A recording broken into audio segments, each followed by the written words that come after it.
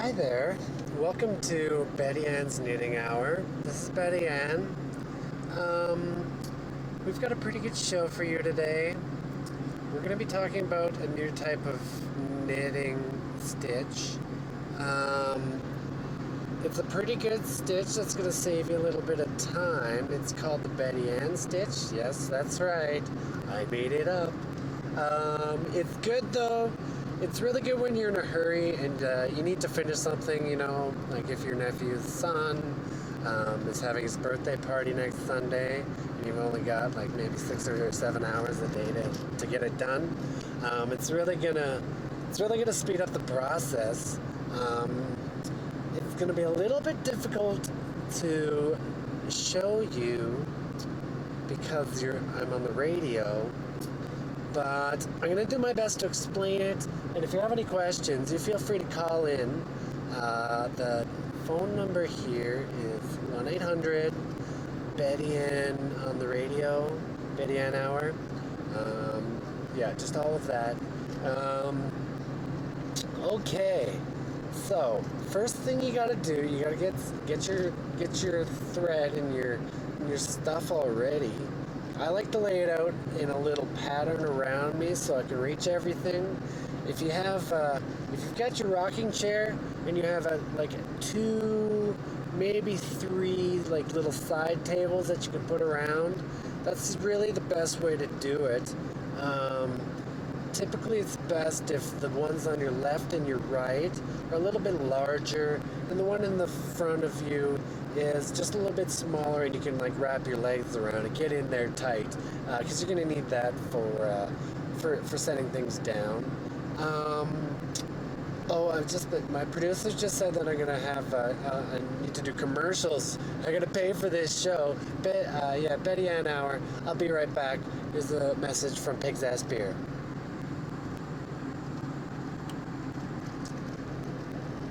Hi, welcome back.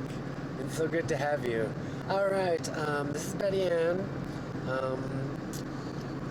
I've been telling you about the Betty Ann stitch. Now what you're going to want to do, get a good length of thread in front of you. We're just going to have a little practice yarn.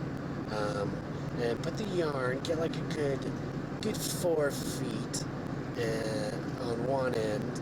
And then your other one, it's going to need to be about 37 feet, because that's the one that really does all the work. That's the one that does a lot of the loop-de-loops.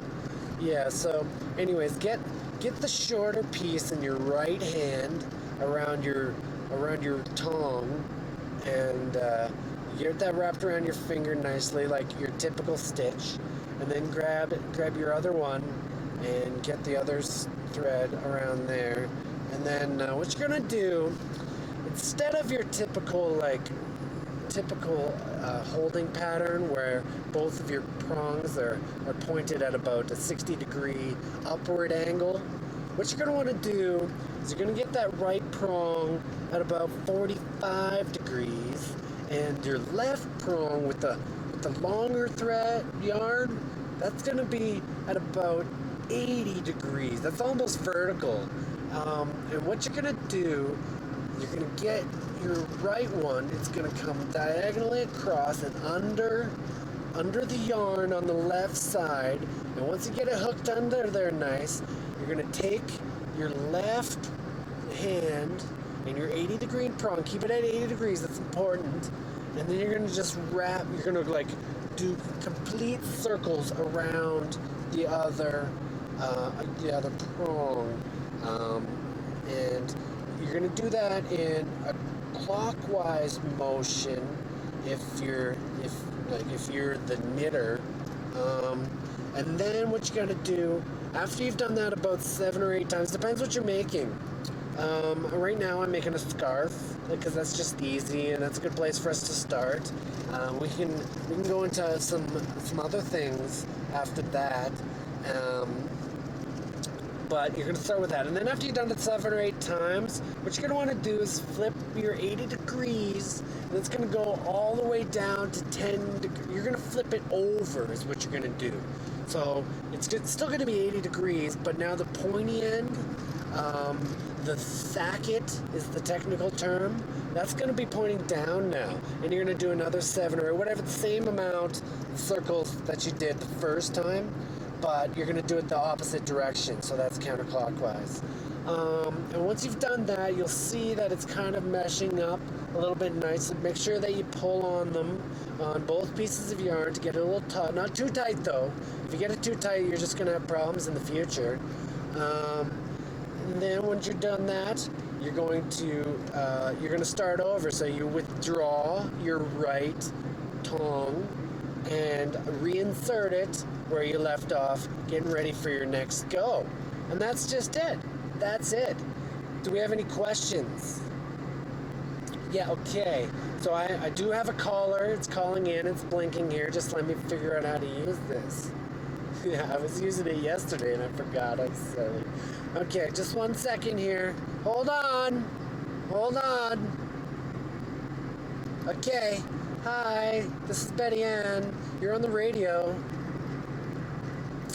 Hi, Phyllis. How are you doing? Oh my God, I haven't seen you in ages. I know. That was a great dinner, though. You are so...